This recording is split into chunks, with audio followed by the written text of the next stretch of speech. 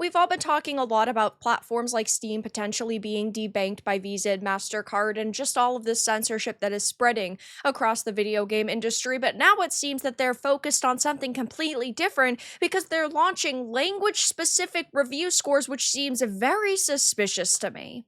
I have a few different things to show off, but before I get into the topic, if you enjoy the content I create, check out the links in the description, join the community in my live streams, and consider supporting through Patreon or YouTube memberships. Now, over the past couple of years, we have seen a lot of different platforms change the way that their review processes work. We've seen platforms like Rotten Tomatoes introduced verified audience scores. We've seen Metacritic do something similar. IMDb put measures in place to avoid review bombing, and Valve also actually put in review bombing measures last year at the beginning of 2024. But now it seems that they're taking this all a step further because they're launching language specific review scores, and they're claiming it's because customers in different regions of the world may have vastly different experiences from each other for the same game, which definitely does not strike me as something that could go over particularly well. When platforms start playing with the way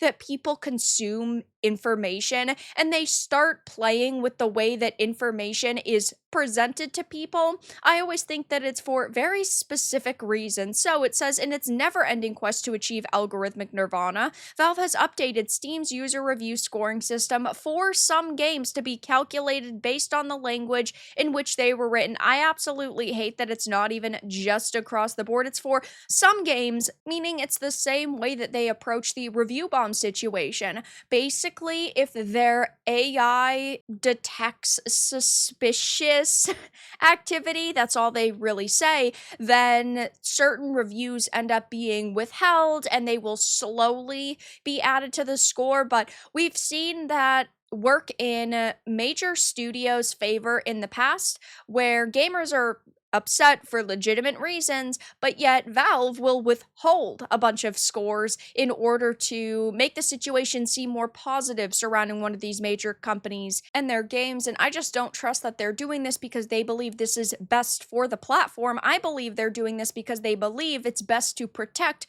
the major companies.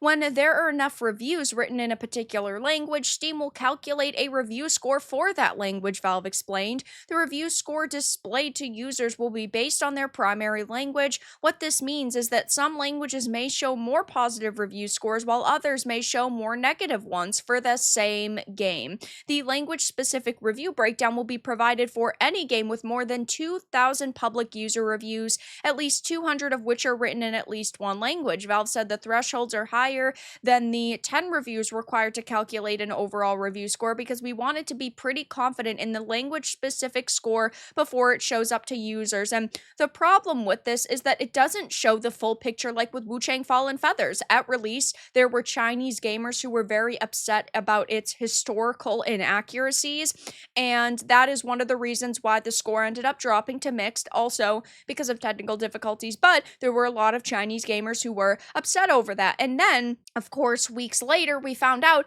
that the game was censored for these Chinese users. But I think it is still important at release to see the full picture regardless of who is saying it. And if you look at the reason why the scores for something like Wu Chang were initially mixed, weeks later it is now sitting at lower scores and there have been more negatives put on because of censorship. And if a game is review bombed for a good and legitimate reason like censorship, well, a certain group of people will now not see those negative reviews and they will only see, in some places apparently, a very positive score now. So they'll buy it when they don't have all of the knowledge, and then when it gets censored, they'll have no idea why until it's too late. Look at all of the media that we consume worldwide at this point. I consume a lot of media from Japan and China and South Korea, but their criticisms might be valid, and I want to know what they are. I think that it is important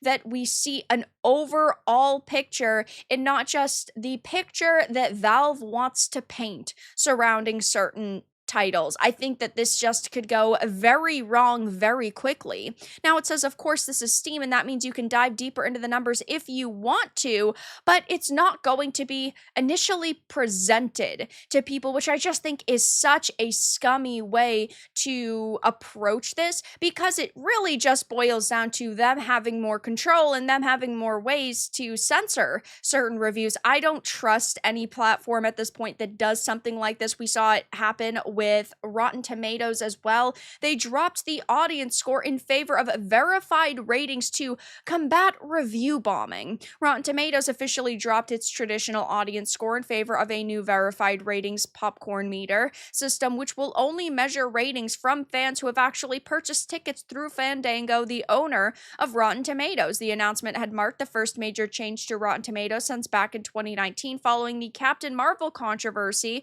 when Rotten Tomatoes dropped the audience want to see feature.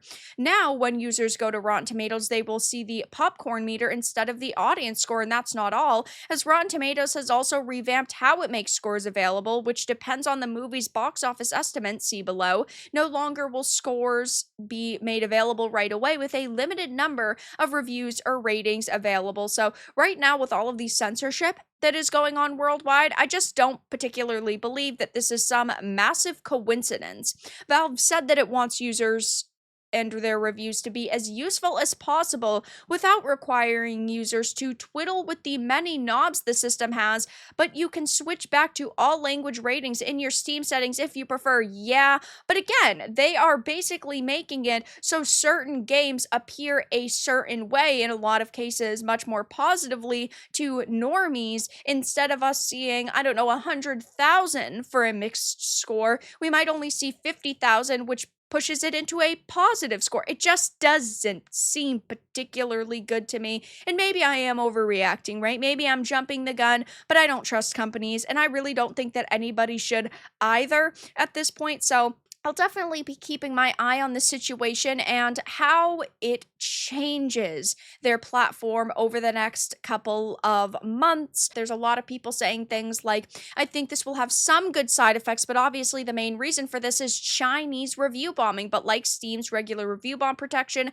this isn't really silencing or suppressing any reviews, just categorizing them. But I do think that this could end up leading to censorship. You can't always expect that companies want to do the best for their users when it boils down to hiding certain content from people. They can just say it's to separate Chinese reviews from every other language. We all know that that is what it's for. Is language truly a fair meter? I need to find the most trustworthy review language that is least prone to review bombing or otherwise conflating non-gameplay issues into reviews. We'll have to see how this ends up going. Maybe this will be positive. Maybe it won't be that big of a deal. But given all of the news we've seen surrounding Steam over the past couple of weeks, yeah, I just don't know if I necessarily trust this. But that's all that I really had to discuss in this video. Let everyone know your thoughts in the comments below. If you found this important and informative, make sure to give it a like, and if you didn't, give it a dislike. I appreciate your support either way, but I'll talk to you all again in the next video really soon.